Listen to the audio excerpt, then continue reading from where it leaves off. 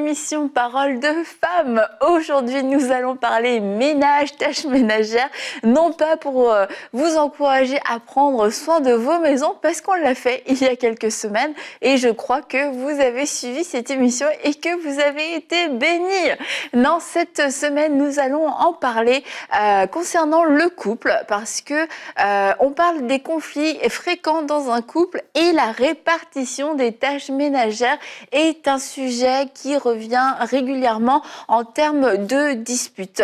Et je me souviens personnellement avoir été à une conférence de femmes et après la conférence, j'ai eu l'occasion de pouvoir échanger avec plusieurs femmes et je leur disais c'est de quoi est-ce que vous voudriez qu'on puisse parler dans les émissions ou dans les conférences? C'est quoi un des sujets qui vous aiderait le plus? Et à ma grande surprise, ce jour-là, sur quand même pas mal de femmes, beaucoup m'ont dit c'est vraiment la répartition des tâches. On fait tout, on est épuisé, etc.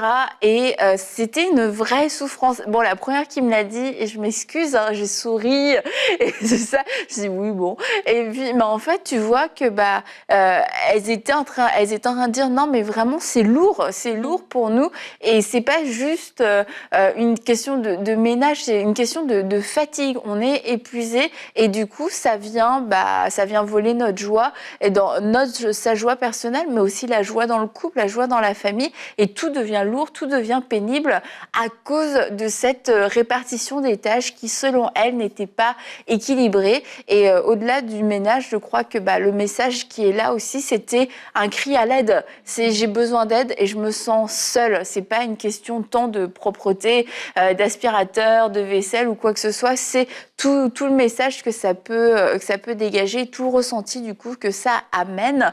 Et donc c'est pour ça que je crois que les tâches ménagères se retrouvent dans le top 5 des conflits les plus fréquents dans le couple. Il faut dire ce qui est, la société a quand même évolué au fur et à mesure des années et la femme n'a plus la vie qu'elle pouvait avoir il y a plusieurs années où c'était quasiment toutes les femmes qui étaient à la maison et du coup qui naturellement, je dirais, prenaient soin de leur maison. Aujourd'hui, beaucoup de femmes travaillent, elles travaillent autant que leur mari et du coup la question se pose maintenant que les femmes travaillent autant que les hommes, est-ce qu'on peut ouvrir une discussion sur la répartition des tâches ou alors est-ce que la discussion est fermée, c'est comme non, femme qui travaille pas, c'est toujours à la femme que les tâches ménagères reviennent. Grande question, mais je crois qu'on a parlé depuis le début de la semaine des bases qui vont permettre à notre couple de fonctionner, de perdurer en tout cas dans le temps, parce que voilà, on doit être ensemble pour la vie. Et je crois que dans un couple, il faut vouloir être bienveillant l'un envers l'autre. On est là pour s'aimer, on est là pour se faire du bien. Et donc, moi, si en tant que femme, je vois qu'il y a quelque chose qui pèse sur mon mari, c'est mon rôle de le soulager et vice-versa. Et alors, quand on comprend ça, on comprend qu'en tant que couple chrétien, notre base de fonctionnement n'est pas le modèle de nos parents, n'est pas le modèle idéal qu'on aimerait avoir, c'est le modèle biblique. Et dans la Bible, vraiment, il y a cette pensée d'unité, cette pensée de bienveillance, cette pensée de prendre soin de l'autre personne. Et lorsqu'on vient aux tâches ménagères, je crois que ce soit ici, que ce soit en Occident, que ce soit en Afrique, en Asie, peu importe, dans tout le globe, on doit être conscient que dès que l'autre personne, donc ça peut être l'un ou l'autre, parce qu'il y a des papas aussi qui sont restés à la maison et qui ont pris soin de la maison. Mais dès qu'on se retrouve dans un cas de figure où tous les deux, on est hors de la maison, donc il n'y a pas un adulte entre nous deux, il n'y a pas une petite sœur qui habite chez nous, il n'y a pas une aide ménagère, vraiment que c'est juste toi et moi qui sommes les adultes responsables de l'entretien, en tout cas de notre quotidien, chacun doit apporter sa main à la pâte parce que on vit ensemble parce que voilà, c'est un espace de vie dans lequel chacun d'entre nous sommes là. Donc du coup, chacun doit apporter la main à la pâte en tout cas, selon sa capacité, ses compétences, etc. Pas pour dire j'ai pas de compétences finalement. Mais vraiment dans le but qu'on doit soulager l'autre. Quand tu dis qu'il y a des dames, tu arrives à 17h et tu es là en train de courir et à 23h, tu t'es pas encore assise, tu es épuisée, la langue, ça t'aide pas. Ça nuit à ta santé mentale, ta santé même physique et tout ça. Donc même si l'autre personne, juste par amour, ben, je veux aussi m'impliquer par amour, je veux aussi m'impliquer parce que j'habite là-dedans, je consomme, je vis dans cet environnement. En fait. Ouais. Moi, c'est vrai que tout d'abord, il y a une prière que j'aime faire, que je fais souvent, que ce soit dans mon couple, dans ma famille ou en général. C'est vraiment que Dieu me donne l'amour, ses yeux d'amour pour la personne en face, puis qui m'aide à aimer la personne comme elle en a besoin, et vice-versa. Et je pense que c'est vraiment important d'abord parce que c'est vrai qu'on a notre perception des choses, mais avant tout, on veut vraiment pouvoir voir la personne comme Dieu la voit. Ça va vraiment nous aider peut-être à être éveillés à des choses que au premier abord nous seraient comme on les verrait peut-être pas.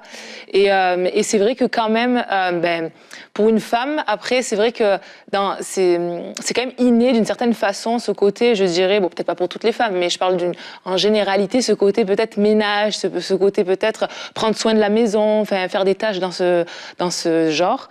Mais c'est vrai que des fois pour l'homme ça l'est moins. C'est quelque chose qui n'est pas forcément qui c'est pas comme qui est inné. Inné, Ouais, voilà. Et en fait, c'est sûr que des fois, on peut avoir cette attente à ce que notre mari prenne des initiatives spontanées. Donc, bien entendu, c'est sûr que voilà, il y a tout à travailler pour lui ou pour nous. Voilà, on a toujours des efforts à faire. Mais c'est sûr que on peut pas forcément s'attendre à ce qu'il ait notre regard sur les choses comme on l'a aussi. Il faut comprendre qu'il y a une différence dans la personnalité ou peut-être dans la façon dont on va voir les choses. Et je pense que des fois aussi, je sais pas si je connais pas tous les contextes familiaux, mais est-ce que des fois on prend le temps aussi de demander de façon explicite les choses et avec amour, de dire écoute, je sais pas moi, est-ce que moi je suis en train de faire ça, est-ce que ça serait possible s'il te plaît que tu sortes la poubelle, mon amour, pour venir un petit peu, tu sais. Enfin voilà, mais c'est ça. Je pense que des fois il y a des petites choses comme ça. Peut-être qu'il y en a qui le font déjà, ça fonctionne pas, donc ça sera peut-être autre chose. Mais des fois il y a des choses peut-être plus simples que qu'on peut utiliser comme ça, demander gentiment, explicitement notre besoin que la personne en face n'aura pas vu, n'aura pas remarqué et ne va pas faire spontanément. Moi, je me rappelle quand je me suis mariée, comme tu dis, en fait, le désir de prendre soin de ma maison, c'était comme une fierté, parce que c'est comme ça qu'on m'a élevée. Et il y a beaucoup de choses, en fait, qu'on fait, c'est parce que c'est notre arrière-plan, c'est notre éducation. Et donc, du coup, moi, ça me faisait plaisir d'apprêter ma maison et tout et tout. Après, j'ai eu un enfant. Alors là, tu commences à le faire. Tu recommences à travailler. Là, tu as 2 enfants. Après, là, tu as 3. Et là, finalement, tu commences à voir que ça devient lourd.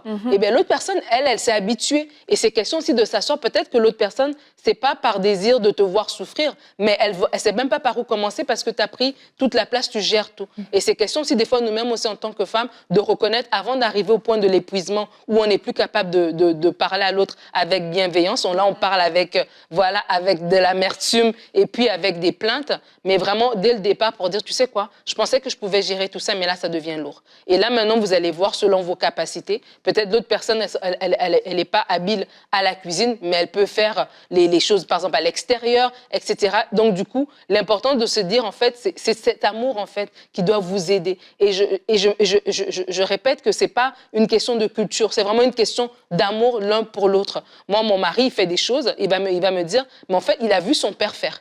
Et son père, c'est un monsieur quand même d'un certain âge. Donc, ça veut dire, c'est pas la génération de tout de suite, là. C'est une génération beaucoup plus avant. Mais parce que son père, c'était une personne qui s'est dit, mais non, je suis avec mon épouse, on est dans un pays étranger, on est juste tous les deux avec nos enfants, mais par amour, je vais faire. Et donc, du coup, il y a des choses qu'il répète parce qu'il a vu ses parents faire. Et c'est de la même manière, nos fils, on les enseigne aussi dans cette optique-là. Moi, j'ai une fille et 2 garçons. Des fois, je me retrouvais à souvent dire à ma fille, oh, fais ceci, fais cela. Oh, mais les garçons, nanana. Et puis après, je me suis réajustée parce que je me dis, mais c'est même pas une question de tâches ménagères, des rôles dans la maison, mais de me dire, mais tu es dans une maison, tu dois être capable de faire des choses parce que tu peux aller vivre à l'étranger. Je veux dire, c'est des trucs basiques de la vie. Autant une femme aussi, tu dois être capable de savoir conduire. Je veux dire, il y a des choses basiques de la vie comme ça. Savoir prendre soin de l'endroit où je me trouve, c'est quelque chose de basique. Et donc, du coup, quand on enlève le poids c'est une tâche qui est réservée à ce genre par rapport à ce genre, ça amène juste à de dire, là, nous deux, comment est-ce qu'on fonctionne? Là, on a peut-être 3 enfants de moins de 5 ans. C'est sûr que là, il va falloir se tenir par la main. Là, on est un couple adulte, je ne sais pas moi, nos enfants sont partis, on est dans la soixantaine, ce n'est pas la même réalité. L'important de se dire, dans tout ça, est-ce que tu es bien? Est-ce que je peux t'aider? Qu'est-ce que je peux faire pour te soulager? Et je crois que lorsqu'on a cette approche en tant qu'époux envers notre épouse et vice-versa, ça change vraiment la donne. Et tu disais quand on arrive à demander sans bienveillance, parce que peut-être qu'on s'attendait, comme tu le disais, Laure, à l'initiative spontanée qui coule de source. L'initiative n'est pas venue malgré tes multiples alertes, tes petits signes, etc. Et les indices n'ont pas été compris. Et du coup, ça amène de la déception et de se dire, et cette fausse conclusion, il n'a pas envie de m'aider. Mais quelquefois, vraiment, ça se peut que vous ayez à côté de vous un homme qui ne comprend juste pas ce que vous êtes en train de lui demander. Et parce que ça peut peut-être jamais été demandé dans sa famille et que c'était ce modèle dont tu parlais où c'était le garçon et on lui demandait jamais de rien de faire. Sa mère faisait, les sœurs faisaient, les cousines faisaient, tout le monde faisait sauf lui. Et aujourd'hui, c'est pas forcément quelqu'un de méchant qui ne veut pas vous aider, mais juste des indices laissés ici et là. Ça fonctionne pas. Il faut avoir une vraie discussion et expliquer le besoin. Et ça, c'est une première chose. Et puis quelquefois aussi la manière, en tant que femme, qu'on peut avoir d'exprimer un besoin, surtout un besoin au niveau de l'organisation de la maison, ça va être très infantilisant. La manière dont on va le dire, et là on est un peu comme une maman avec un enfant, range ta chambre, ramasse tes affaires. Et en fait, tout de suite, c'est sûr que ça met notre mari dans une position où il est là, si il y a un petit égo masculin qui veut se manifester, la forme qu'on va prendre va tout de suite faire qu'il va se fermer et qu'il va vouloir réagir et puis marquer son territoire. Wow, on me parle pas comme ça dans ma maison. J'ai quitté ma maison. C'est pas pour retrouver une mère qui va me dire de ramasser mes chaussettes ou je sais pas quoi. Donc c'est peut-être aussi à nous en tant que femmes de savoir, même si on parle de tâches ménagères où je suis peut-être plus à l'aise, plus avancée, plus alerte, c'est de ne pas utiliser un ton infantilisant et ni de me placer dans une position de maman par rapport à mon mari. Ça reste mon mari, ça reste le chef de la maison. Et oui, j'ai envie qu'il participe aux tâches ménagères, j'ai besoin qu'il participe aux tâches ménagères, mais à titre d'homme, pas à titre d'enfant. Et là, je pense que de pouvoir se réajuster nous-mêmes à ce niveau-là et de pouvoir s'adresser à notre mari en tant qu'homme et non pas en tant qu'enfant, et ça va aussi le mettre face à ses responsabilités. Mais si tu le mets face à des responsabilités d'enfant, c'est facile de fuir, c'est facile de dire « Oh, écoute, tes trucs et tes machins », mais là, écoute, moi, je suis ta femme, je suis ton épouse, j'ai porté tes enfants, nous sommes ensemble dans cette maison, voilà, là, et on va se parler en tant qu'adulte, et je pense qu'on va avoir aussi une réponse qui va être plus adulte, et bien souvent, c'est nous, il faut le dire, mesdames, qui infantilisons nos maris. Vous avez compris, hein? Oui. Mais c'est pour ça que c'est aussi important de reconnaître aussi leur apport selon leurs capacités, tu vois. Par exemple, que ce soit pour les travaux à l'extérieur, que ce soit par rapport à peut-être, oui, il ne sait pas faire la vaisselle, mais il sait, par exemple, ramener les enfants, etc. L'idée, c'est de dire qu'on travaille ensemble. Je ne suis pas toute seule à porter, parce que c'est là que ça vient la frustration. Lorsqu'on a l'impression qu'à nous-mêmes, on porte toute la charge de la maison. C'est nous qui nous occupons des finances, c'est nous qui faisons le repas, c'est nous qui faisons le ménage, tout en faisant 40 heures semaine au travail, etc. Et on arrive qu'on est à bout et on a l'impression que l'autre ne fait rien. Et du coup, ça devient des frustrations et il y a de l'amertume et il y a de la colère et il y a un mauvais ressentiment par rapport à l'autre. Et ça vient même dans notre vie sexuelle, on en a parlé de la sexualité mardi, ça vient même à affecter ce côté-là parce qu'à la fin, on n'est plus disposé, on est énervé, donc du coup, on n'est même pas disposé à vivre une intimité. Mais c'est important que l'autre personne, lorsqu'elle comprend qu'on est ensemble, en fait, puis on se complémente, comme tu dis, c'est pas d'une façon d'un enfant envers ses parents, genre, OK, toi, tu devais ranger ça, nanana. C'est question qu'on est tous les deux adultes dans la maison. Ça veut dire que lui va avoir d'autres angles que toi, tu n'as pas vu, que toi, tu ne t'intéresses pas à faire, etc. Et ça vient vraiment équilibrer le tout en comprenant aussi l'arrière-plan. Parce que comme tu parlais, moi, je connais une dame, son mari, c'était interdit chez lui, quand il était jeune, d'aller à la cuisine. Pour ses parents, pour sa maman, c'était inconcevable qu'il soit dans la cuisine. Donc, il a grandi dans une mentalité comme ça, qui aurait peut-être pu ne pas poser problème s'il était dans un contexte où il y a de l'aide ménagère, où il y a une cousine, une petite sœur qui vient habiter chez toi. Mais dans des pays comme ici, par exemple, l'aide ménagère, c'est pas donné à tout le monde. D'avoir quelqu'un qui vient habiter chez toi, c'est pas donné à tout le monde. Donc, le réajustement qu'il a dû faire, ben, heureusement qu'il en avait parlé à sa femme. Donc, elle comprenait que ça ne venait pas d'une méchanceté, ça ne venait pas de la paresse, mais ça venait vraiment de tout ça qui devait se réajuster. Mais en tant qu'homme, encore une fois, c'est de dire, moi, je dois faire fonctionner mon mariage. Ma femme, c'est pas ma mère, je ne dis pas mon père. Donc, peu importe ce qu'eux, ils faisaient pour eux, moi, je dois faire qu'est-ce qui fonctionne pour nous, pour qu'on puisse aller de l'avant. Ouais, ce qui peut être important aussi, c'est vraiment d'être souple et patiente. Parce que c'est vrai que, enfin, moi, je parle pour moi en tout cas, on peut être exigeante. On a notre façon de faire, on aime quand c'est fait comme ça. Enfin, on sait comme créer nos habitudes, on sait où sont placées les choses.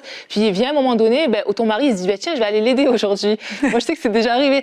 Mais, ben, ça, c'est pas forcément fait comme tu l'aurais voulu. Et c'est vrai que, ben, soit tu peux être là un peu à regarder et tout, donc tu sais, il est comme, bon, ok, pourquoi je me sens comme surveillée, ou alors, ce côté, ben, tu vas faire, ok, mais est-ce que tu peux le faire comme ça plutôt parce que c'est... Et du coup, ben, ça vient casser l'élan et du coup, ben, c'est sûr que tu viens complètement décourager ton mari et c'est terminé.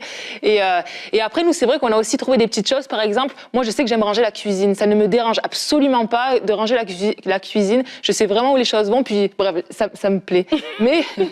Mais à côté de ça, ben, comme tu le disais un peu, c'est vrai qu'il y a des choses ben, qui vont être spontanées où tu peux... Ben, diviser les tâches, tu sais, c'est ranger des manteaux, je sais pas moi, essuyer la table, des petites choses comme ça que, en fait, j'ai réalisé qu'il fallait juste que je le communique parce que j'ai vu qu'à un moment donné, ben, c'est justement au niveau de la cuisine, Sam, il ah, bah tiens, je vais venir t'aider, mais c'est comme, ah, ben, c'est quoi, c'est moi, je vais faire, mais par contre, ce que tu peux faire, si tu veux, et là, du coup, ah, ok, parfait. Et je vais comme donner l'idée de se dire, bah, c'est bon, je vais faire ça, puis ça va l'aider, puis des fois, c'est pas grand chose, mais c'est juste de sentir, ok, je vois que je ne suis pas seule à participer et à faire fonctionner la maison. Et Moi, je me rappelle. Ouais, vas-y. Non, je voulais juste te dire par rapport à ça, justement, l'importance de travailler ensemble. Moi, je me rappelle quand mes enfants étaient petits, parce que des fois, c'est quand les enfants sont plus petits. Parce que quand les enfants sont plus grands, on les a responsabilisés, savent faire des choses, et ça devient moins lourd aussi pour toute la maison. Mais quand ils étaient plus petits, mettons, on revient. OK, on a fini de travailler, on a pris les enfants à la garderie, on revient à la maison. Ben, écoute, il y en a un qui va débarrasser les enfants des manteaux, qui va voilà, les faire laver les mains, qui va faire ceci, pendant que l'autre va à la cuisine, commencer à chauffer les choses, etc. Donc, du coup, on travaille ensemble. Quand c'est le temps de débarrasser, ben, il y en a un qui va débarrasser pendant que l'autre va faire les devoirs, ou bien l'autre va préparer pour dormir. Donc, je veux dire, c'est pas une tâche ménagère, préparer pour dormir, mais ça fait partie du quotidien de la maison, qui fait que tout le monde chacun a fait quelque chose, et puis après, à la fin, vous pouvez tous les deux vous asseoir, vous voyez, vous êtes reposés tous les deux, vous avez un petit temps ensemble. Or que c'est une personne qui finalement s'assoit à 22h30, pendant que l'autre personne, elle était assise depuis 19h. Donc des fois, c'est juste question aussi de faire cet équilibre. Allez, viens t'asseoir. Et c'est juste question de faire cet équilibre. En fait, des fois aussi, nous-mêmes aussi en tant que femmes, d'ouvrir nos yeux. Parce que des fois, quand l'amertume a déjà touché notre cœur, ça devient difficile même de valoriser ces choses-là. De valoriser le manteau, la table essuyée, les lits préparés, etc. Mais lorsque que nous-mêmes aussi, on garde notre cœur pour pas justement tomber dans cet état d'esprit, d'apprendre à valoriser ce qui est fait. S'il y a matière à amélioration, ben à ce moment-là, on en parle. Et comme tu disais, avec bienveillance, avec sagesse et tout, pour améliorer, mais aussi nous-mêmes aussi soyons d'être reconnaissants et de savoir voir les petites choses, parce que ça peut être l'inverse aussi. Lui, il voit peut-être même pas tout ce que toi tu penses être en train de faire, donc c'est dans les deux camps que ça se joue.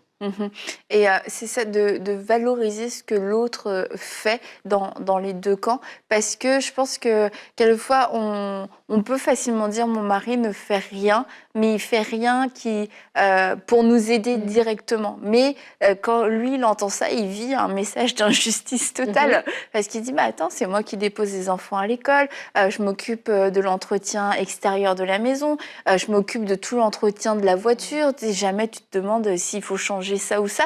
Et pour lui, tu vois, il se dit c'était du temps, ça m'arrange pas forcément toujours, mais je le fais. Et c'est là encore de pouvoir communiquer et de communiquer et de se dire mais moi je trouve que c'est pas juste de dire telle et telle chose. Et je crois qu'au-delà de la tâche ménagère, comme on le disait, c'est le message qui est transmis, c'est le sentiment de pas se sentir aidé, de pas se sentir épaulé. Et quelquefois, et ça peut sembler complètement paradoxal, mais là on parle plus du point de vue des femmes, mais quelquefois juste de dire à votre femme est-ce que je peux t'aider, et finalement elle va te dire non. Mais vous avez posé la question. Et rien que le fait d'avoir posé la question, c'est que mais il est prêt à m'aider, mais finalement, tu sais pas trop quoi lui faire dans le feu de l'action. Mais il a demandé et ça t'a fait ça t'a procuré le même soulagement que s'il avait fait quelque chose. Et encore là, on voit que c'est même pas quelquefois tant par rapport à l'action, c'est plus se sentir aidé, se sentir épaulé, sentir que l'autre se sent concerné. Et c'est vrai que ça, il y a beaucoup de femmes qui le vivent. Elles sont finalement un peu comme Marthe. Bon, quelquefois, le mari n'est pas comme Marie. Il fait autre chose que d'être au pied de Jésus. C'est ça qui peut être frustrant. Mais d'être là en train de t'activer, de dire mais pourquoi lui, il fait rien? Pourquoi est-ce que lui ne vient pas m'aider? Et ça devrait être... on se dit en tant que femme, il voit que je suis en train de m'agiter dans tous les sens, qu'il y a 3 enfants qui sont en train d'appeler, qu'il y a un repas et que même lui me demande encore un service. Et tu te dis, mais c'est un non-sens. Mais encore une fois, on vous encourage à communiquer parce que ça se peut que vous ne voyez pas la situation de la même façon. Au point que je voulais apporter aussi, oui, c'est de pouvoir créer peut-être une routine entre vous, comme vous en avez un peu parlé, de dire bon bah voilà, qu'est-ce que toi t'aimerais faire, qu'est-ce que là où t'es fort. Toi, tu disais, Laure, finalement, ranger la cuisine, ça te dérange pas. Et ça t'arrange Sam ne le fasse pas, si je comprends bien. Donc, c'est comme, lui, il a plus besoin de s'en occuper. Et on peut trouver une petite routine au quotidien pour pouvoir se faciliter, où on se pose pas 1000 questions. Comme tu disais, bah là, les enfants, il y en a un qui enlève les manteaux. Bah après, ça devient naturel. Et puis, on se pose pas la question, en fait, tous les jours. Bah, je pense à mes beaux-parents. Moi, mon beau-père, je sais exactement ce qu'il fait à chaque fois que des gens viennent manger chez eux. C'est lui qui met la table, qui prépare l'apéro, il coupe le saucisson dans de très fines tranches, comme il sait très bien faire. Il fait des petits toasts, il y a besoin de faire des petits toasts. Et il passe un petit coup d'aspirateur aussi pendant que ma belle-mère prépare tout le repas. Et éventuellement, s'il lui reste un peu de temps, il vient couper un petit peu des petits légumes, éplucher telle et telle chose. Et parce que ma belle-mère fait tout le repas. Et puis, bah, lui, il s'occupe de tout l'à côté pour pouvoir recevoir. Et comme ça, ils sont prêts à l'heure pour recevoir les gens. Chez nous, quand on reçoit des gens, alors que si vous venez chez nous, bah, vous allez dire « Ouais, Jérémy, il fait tout. » Mais moi, je prépare, j'installe. Et puis, c'est Jérémy qui débarrasse. Mais après, quand les gens partent, c'est moi qui fais le reste. Sachez-le quand même. Puis, tu sais, des fois, tu peux commencer avec 1 ou 2 tâches. Je sais que ça peut dire, mais pourquoi moi, j'en ferai plus? Mais peut-être que la personne, si elle commence, si déjà elle arrive à se tenir à 2 tâches par jour ou par semaine ou peu importe à faire, c'est déjà ça d'acquis. Et petit à petit, tu peux rajouter des choses. Enfin, voilà, je pense qu'il faut aussi être patient. Et quelque chose qui peut être bon aussi, je pense, pour vous, messieurs, ou mesdames, c'est un sens inverse, mais c'est vraiment la reconnaissance. Ouais. Peut-être qu'aujourd'hui, tu seras pas là, tu vas travailler, ou peut-être tu vas te occuper à autre chose, ou bref, peut-être que tu vas même être là. Mais juste de voir, c'est aussi dire merci. Waouh, je vois ce que tu fais. Mais pas juste, merci, genre, on sait que tu l'as juste dit par principe, mais vraiment de reconnaître, waouh, merci pour le temps que tu mets dans ce que tu fais. Merci pour les repas que tu prépares, pour ce temps que tu donnes pour ta famille, ou peu importe. Mais la reconnaissance, déjà, ça fait partie de l'action. Et je sais que ça vient vraiment changer l'atmosphère parce que, OK, aujourd'hui, tu n'as peut-être pas pu aider, mais merci de te rendre compte de ce que je fais et du temps que je passe à vous servir, en fait, dans la famille. Moi, il y a une chose aussi que par rapport au quotidien, que mère et moi, on est très conscients, c'est que ce qu'on fait laisse une empreinte dans la vie de nos enfants et ça laisse un modèle, en fait, pour eux. Et c'est important pour nous de dire, mais quel modèle est-ce qu'on leur transfère, en fait. Et c'est pour ça que ce soit lui, que ce soit moi, on est actifs dans la maison parce qu'on est conscient aussi que cette dynamique-là, ce qu'ils voient, quelque part, ils vont soit le répéter ou en tout cas, ça va rester comme un modèle. Tu sais, quand je parlais de l'homme qui a jamais été dans la cuisine parce que c'était interdit chez lui, ça l'a causé après des problèmes dans son propre couple à lui parce qu'il a dû défaire des habitudes pour en acquérir des nouvelles. Et donc, je crois que c'est important de comprendre aussi au-delà du confort. Tu sais, je veux dire, si je dis, viens pas parce que je veux faire juste les choses à ma manière, oui, ça m'arrange à court terme, mais parce que je veux aussi ce modèle-là. Je veux aussi que mes enfants, que ma fille voient que c'est correct un homme qui est actif dans sa maison, que mes fils voient que c'est correct aussi un homme s'enlève aucunement ta masculinité, que d'être un homme qui prend soin de sa maison, qui est actif dans sa maison. Du coup, je vais laisser aussi l'autre participer parce qu'à la fin de la journée, c'est pas ma maison, c'est notre maison à nous deux. Et après, chacun va faire selon ce qui est bon pour lui, ce qui est bon pour eux. Moi, il y a des choses que c'est vraiment heureusement qu'Omer est là, parce que je ne sais pas repasser. C'est vraiment lui qui est le master du repassage. Voilà, je l'ai dit. Voilà, à tout honneur, voilà, dû à celui qui, qui repasse. Il est Chez fort. Nous aussi, Nadine. Ouais, il est fort pour ça. Et même quand les enfants étaient petits, il repassait même les débarbouillettes. Ah ouais. Ouais, c'était intense quand même. Mais voilà, donc du coup, si c'est apprécié, moi, je sors de la sécheuse, je peux plier et ça me dérange absolument pas. Mais oui, c'est une question de principe. Il faut que ce soit repassé, que ce soit repassé de la bonne manière, etc., etc. Alors on pourrait dire, oh, mais c'est juste du repassage, il y a tellement de choses à faire dans une maison. Mais non, c'est quelque chose qui fait. Et c'est aussi en tant que femme que peut-être que vos yeux s'ouvrent aujourd'hui sur des choses que votre mari fait, que peut-être que vous trouvez que c'est pas important. Mais c'est quelque chose qui fait, comme Laure l'a dit, c'est important aussi de reconnaître et d'apprécier. Et comme tu disais, laisser une empreinte, et je pense que l'empreinte aussi qu'on veut laisser, si on parle de nos enfants, ça va être l'empreinte de Jésus. Et Jésus, il est venu en tant que serviteur.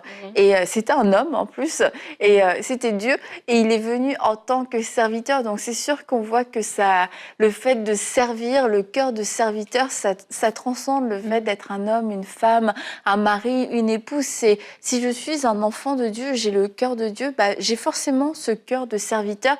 Et est-ce que ce cœur de serviteur va pouvoir se manifester qu'à l'église ou que dans le ministère et jamais dans ma maison? Ce serait un peu bizarre. Et on est serviteurs les uns des autres, on se soumet les uns aux autres, on s'aime les uns les autres, on aime son prochain comme soi-même. Donc ça veut dire qu'au niveau de la répartition des tâches, que oui, il peut y avoir, comme on l'a dit, dans les autres domaines, on a parlé des finances par exemple, il peut y avoir quelqu'un pour qui c'est plus naturel, mais ça ne veut pas dire que l'autre n'a pas sa part à jouer, que l'autre ne peut pas aussi apprendre, ne peut pas participer d'une certaine façon. Et c'est sûr qu'on n'est plus dans cette société où on peut dire de façon aussi systématique les femmes dans la cuisine et puis point barre. Je pense que il faut qu'on soit intelligent, qu'on puisse voir que la société a évolué, que ce n'est pas rendre service aux femmes que de les obliger à prendre toute cette responsabilité de la maison alors qu'elles ont aussi des pressions pour pouvoir aller travailler. Vous le savez, les congés parentaux, ça ne dure pas toute une vie. Et la plupart du temps, quand une femme va retravailler, c'est parce qu'elle a besoin aussi d'un salaire. Et c'est un salaire parce qu'elle est monoparentale, un salaire parce que le salaire du mari ne suffit pas non plus. Et elle va contribuer aussi à ce que, aux finances de la maison. Et peut-être que cette femme aurait voulu rester à la maison un peu plus longtemps. Elle aurait peut-être voulu pouvoir rester à la maison quelques années de plus avec ses enfants, mais parce qu'elle se dit, pour le bien de ma maison, je vais retourner travailler pour pouvoir amener un salaire, et elle va se sacrifier. Et ce sacrifice doit, je crois, se voir des deux côtés pour avoir un bon équilibre. Aime ton prochain comme toi-même. C'est ce que j'attends de l'autre. Je dois être en mesure de pouvoir le donner, et je dois être en mesure de pouvoir moi aussi le faire. Ça ne veut pas dire de systématiquement le faire. On ne dit pas c'est bon, tous les hommes prenez l'aspirateur, etc. C'est pas un message féministe, mais c'est de dire écoutez, par amour les uns pour les autres, de quoi as-tu besoin? Comment est-ce que je peux t'aider? Comment est-ce que je peux alléger ta tâche? Et ce sont des questions qu'on pose aussi dans le cadre de notre foyer, dans le cadre de notre maison. Et écoutez, si vous êtes un homme, écoutez ce que votre femme a à dire. Et mesdames, si votre mari vous pose cette question, soyez remplis du Saint-Esprit pour pouvoir donner les mots justes et pour pouvoir aussi avoir un ton, une attitude qui soit appropriée. Et on va se dire à demain pour une prochaine émission de Paroles de Femmes, et nous allons parler de la belle famille.